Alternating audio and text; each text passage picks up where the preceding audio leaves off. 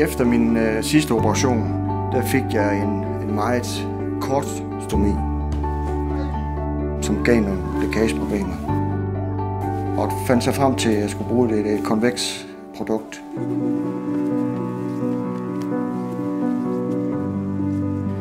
Da jeg prøver produktet, da jeg sætter pladen på, den er simpelthen så dejligt behagelig. Den, ligesom den suger sig fast i huden. Klæberen sætter sig dejligt fast, og den er utrolig smidig og fleksibel.